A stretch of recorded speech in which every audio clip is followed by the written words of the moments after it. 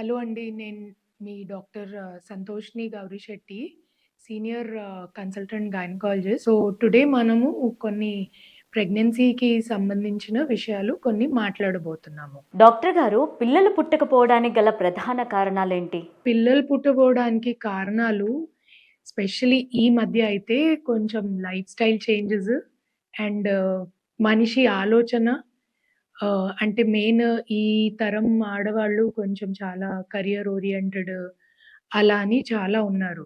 So, వాళ్ళు ఏంటంటే వాళ్ళ ప్రెగ్నెన్సీకి అంటే మేము ఫైనాన్షియల్ స్టెబిలిటీ అయ్యాకనే మేము ప్రెగ్నెంట్ అవుతాము అని ఆహ్, నిశ్చయించుకుంటున్నారనమాట.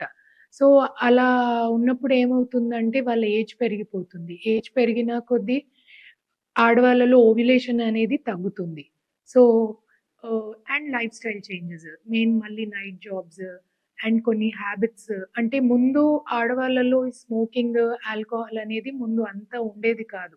కానీ ఈ మోడర్న్ కాలంలో ఏంటంటే అవి మేము చెయ్యట్లేదు అంటే అది వాళ్ళకి కింది చూపుగా అవుతుంది. అంటే ఒక సోషల్ స్టిగ్మా లాగా.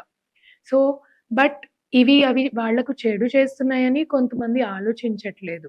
సో, ఈ addictions, life style changes, career orientation వల్ల ఐ ఐ సే ఆహ్, ఆడవాళ్ళలో హార్మోనల్ చేంజెస్, ఈ ఓవ్యులేషన్ తగ్గి ప్రెగ్నెన్సీకి కొంచెం వాళ్ళ ఛాన్సెస్ తగ్గిపోతున్నాయి. ఇంకా ఏమనుకుంటారంటే సరే మనము కొన్ని రోజుల తర్వాత ఇప్పుడు లేటెస్ట్ టెక్నాలజీస్ వచ్చాయి. లైక్ ఎగ్ ఫ్రీజింగ్ అని, అదని, ఇదని. అండ్ ఇంకోటేంటంటే కొంతమంది సినిమా యాక్టర్స్‌ని చూసి గూడా బాగా ఇన్‌ఫ్లూయెన్స్ అవుతున్నారు.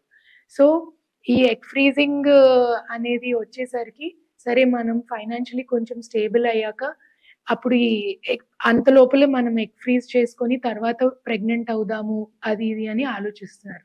కానీ ఎప్పుడైనా అండి న్యాచురల్ ప్రాసెసే. సో, ఏ ఏజ్‌లో ప్రెగ్నెంట్ అవ్వాలో ఆ ఏజ్‌లో ప్రెగ్నెంట్ అవుతే అది చాలా better. So, specially I advisers below 30 years అంటే బిలో 30 ఇయర్స్ మీకు న్యాచురల్‌గా కాకున్నా అప్పుడు ఐవీఎఫ్‌కెళ్ళినా లైక్ పుట్టబోయే బిడ్డలు గూడా మంచిగా పుడతారు అండ్ మీ హెల్త్ గూడా బాగుంటుంది.